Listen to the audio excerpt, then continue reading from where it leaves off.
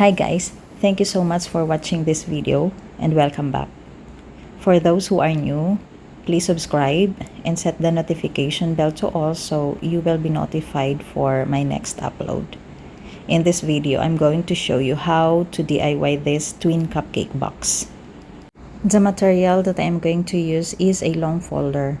You can choose any color, it depends to the color or the theme of your party if you will make this kind of box for your souvenir items. And let us start by removing this portion.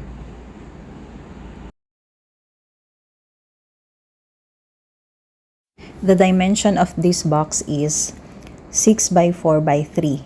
6 inches is for the length and the width is 4 inches and the height is 3 inches.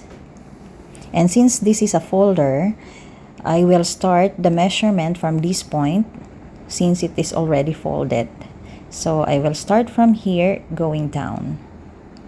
I have to measure first the height, which is 3 inches, and then the width, which is 4 inches, and 1 inch. That is for the front.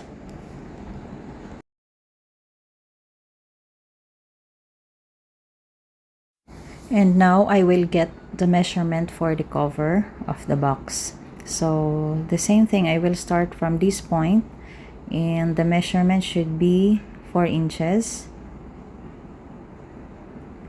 Then 3 inches.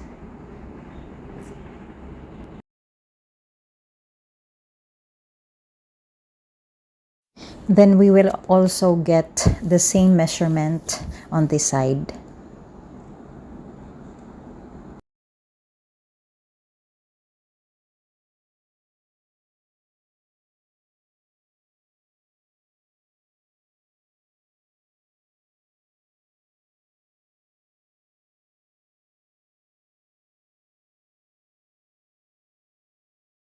Okay, once done, we have to connect the markings so we can have a straight line, and this will be a guide in cutting out and informing the box.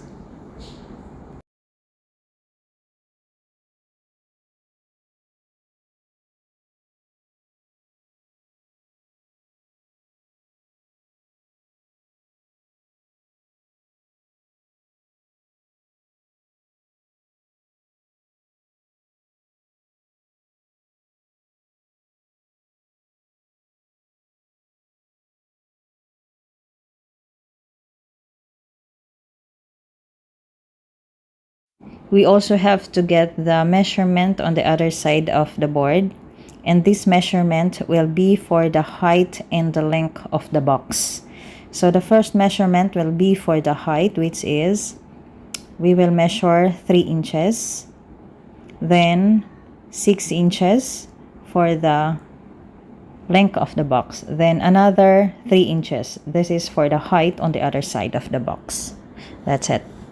And also we will have to get from this side and exactly the same measurement. So first is 3 inches, then 6 inches, and another 3 inches.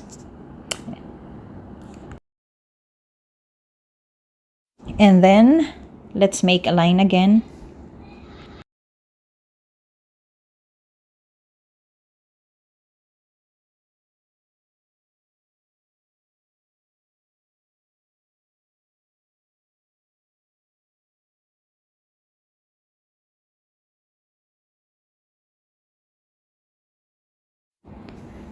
Okay, and now I'm going to remove the outside part, which is not needed.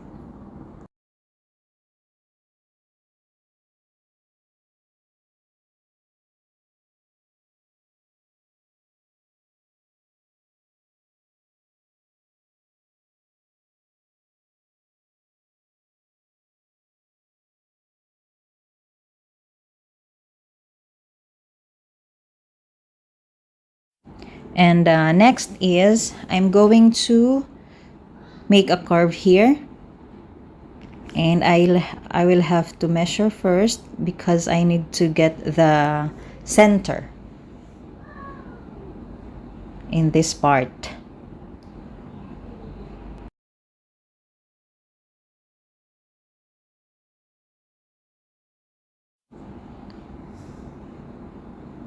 Uh-oh, my protractor is so small, so I have to find a curve object that is I can use for making a curve in here.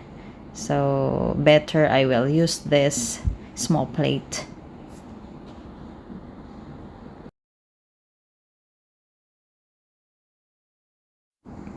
Okay, perfect. And I will have to make another curve here. Actually, I will be making two on both sides.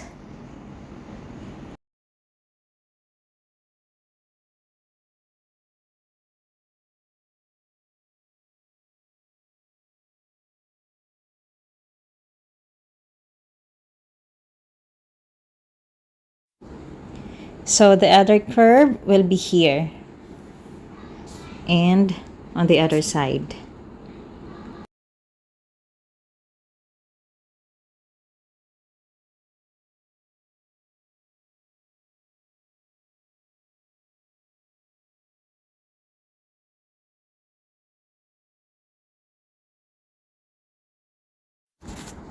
And then next, guys, is I will have to reduce the size on the right side and left side of this board.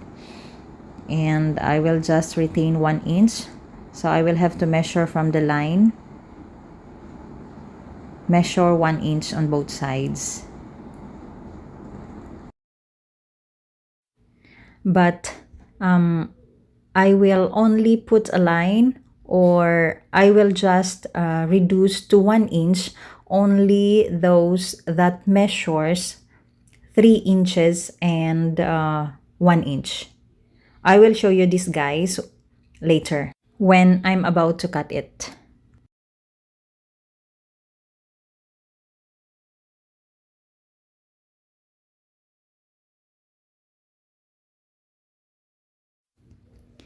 And I am now going to cut exactly on the line.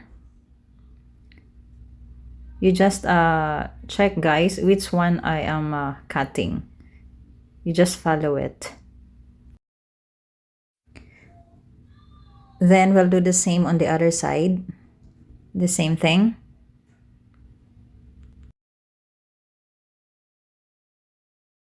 Okay, guys, this is the one that I was telling earlier that I have to reduce to 1 inch. So look at this. This is the 3 inches height, and also this one,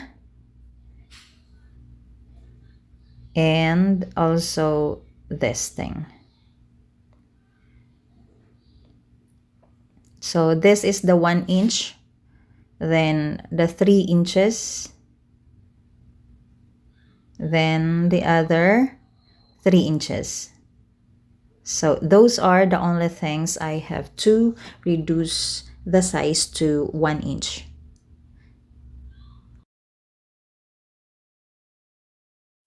And now, since this portion is not needed, I will have to cut it out also,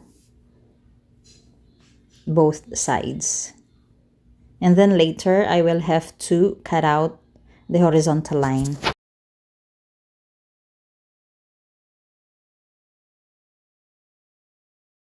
So this is the line I was telling earlier that I'll have to cut out, and I will use this scissor because I need to put some style on the cover of the box.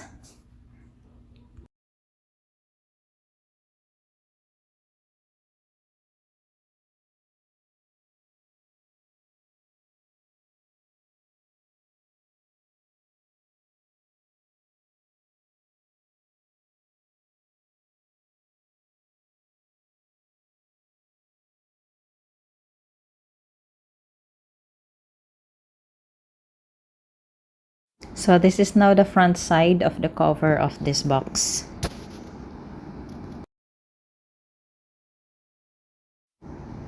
Then I will have to cut out now the curve line that I have made earlier, And I will use the same scissor, the one with the style.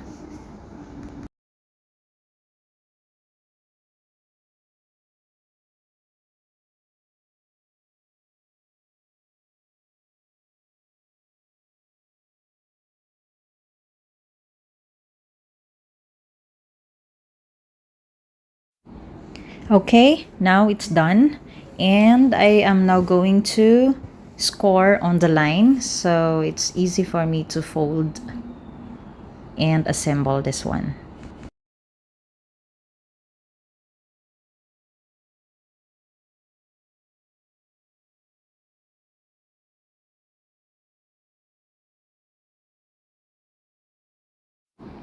Okay, so now it's done, and next will be the window.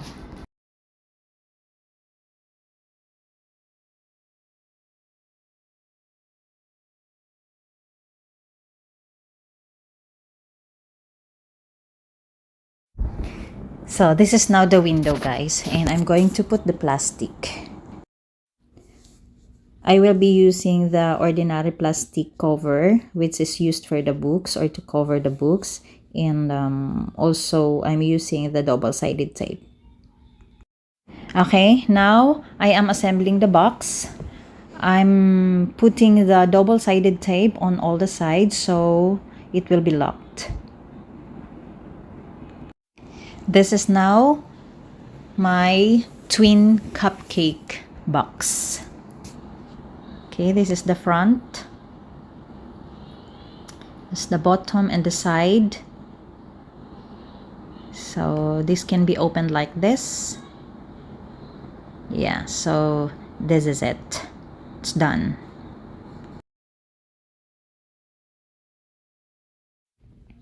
And for this cupcake insert, guys, if you want to DIY, then you can check my short video. I have made a separate video of this. Or you can click this link so it will bring you there.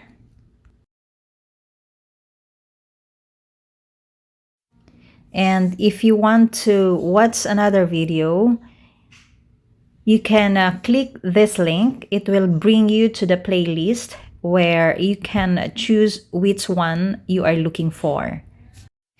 And there are already several videos uploaded there. And now, here's the output of this Twin Cupcake Box tutorial. And thank you so much for watching. I hope to see you again on my next video upload.